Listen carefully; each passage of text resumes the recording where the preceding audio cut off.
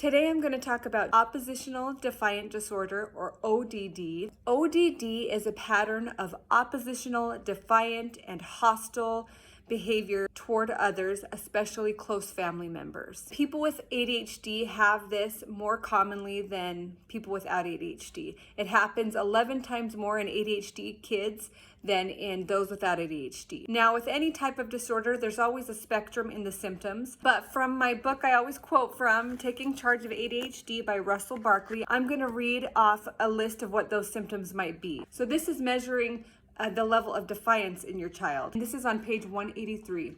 Number 1, often loses control of temper. 2, often disputes or argues with adults. 3, often actively rebels against or refuses adults' rules or requests. 4, often deliberately does things that annoy other people. 5, often blames others for own misdeeds. 6, often is easily irked or annoyed by others. 7, often is resentful and angry.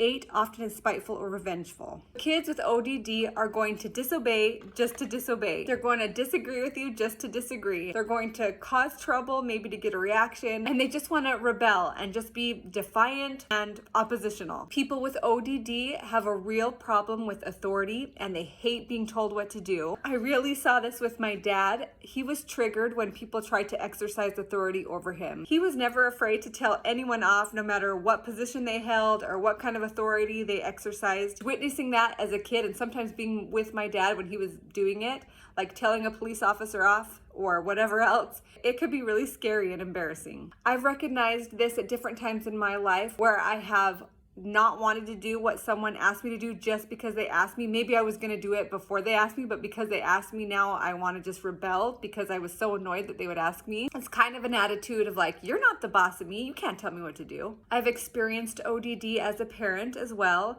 and I'm going to tell you, it is not easy. It will push you to the edge of your patience and really test your limits. So it's kind of interesting to have experienced other people being oppositional, defiant toward me as a parent and also as a daughter, like witnessing my dad deal with that. And then the times in my life when I have felt oppositional and had a hard time with authority or people telling me what to do. So I know how it feels. So what is helpful in dealing with ODD? I can tell you what helped me as a parent of an ODD child and what kind of helped repair a relationship. When oppositional defiant behavior is going on, it can really destroy a relationship between parent and child. There's a power struggle going on when that happens. In a relationship like that, I think the number one important thing is establishing positive experiences together, positive interactions. I talked about this in a previous episode about parenting a child with ADHD. I mentioned how important it was to spend quality, positive time with your ADHD child, doing something that you both enjoy. I think this is especially important when your child has ODD. There's factors that build that oppositional defiant behavior. There's a backstory that builds that. It's a pattern of telling your child something and them disobeying, and the parent getting really mad, and the child being even more rebellious and feeding on that negative energy to where it's this horrible power struggle. So just breaking that up and asking them, hey, what is something that you enjoy doing? Let's do it together. Let's have some quality time. Building some Legos together or going on a bike ride together outside, and you get to choose where we go. Giving your child some power and some control, allowing them to make decisions, and then honoring their decisions and giving them positive feedback like, oh, that's a great idea, and look at the awesome thing you're building with the Legos, and just creating some positive, happy memories where you can both laugh, both have fun. In addition to that, I found that just really consistent and drama-free consequences were so helpful. So just making boundaries clear, and when a child has broken those boundaries and broken the rules, you've already discussed it beforehand, they know what the expectations are, you just quietly enforce the consequence without yelling, without becoming angry. A lot of negative emotion like anger, annoyance, and frustration towards your child increases ODD behavior. And I also found that just communicating with my child, when they do something that appears to me to be really naughty or not the right thing, instead of reacting harshly or impulsively, asking my child, so what were you trying to do here?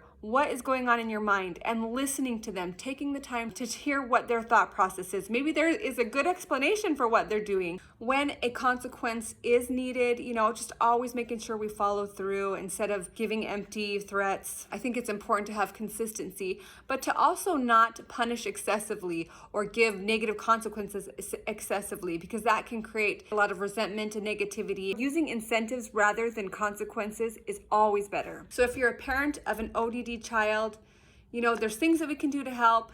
Sometimes it seems like nothing does help and they're still going to be oppositional, and that can be really hard. Just know that you aren't alone. It's an official diagnosis that people have. It's a real thing. If you're an outsider looking in and you see a child who's really oppositional towards their parents or teachers, please don't jump to the thought that, oh, it's the parenting. They're not parenting correctly.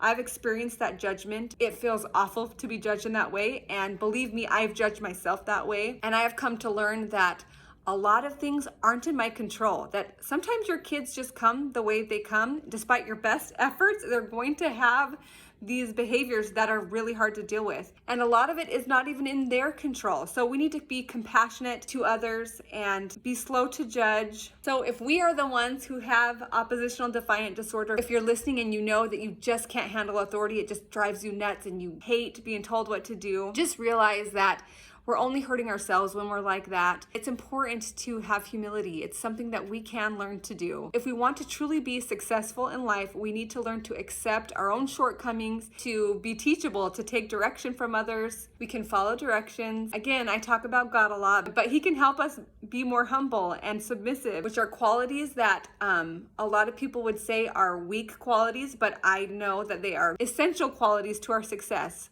We're not going to learn new things. We're not going to be able to improve on our weaknesses unless we're able to accept teaching and instruction and direction from people in authority. It's an essential part of progression. Perfection in any of these roles, whether we're the parent of an ODD child, whether we're a spouse of an ODD person, or we are the ODD person, improvements come little by little. We can't expect perfection of ourselves or from anyone else. Just keep trying. So I really hope this has been helpful talking about oppositional defiant disorder. I really appreciate you listening, and I hope to see you next time.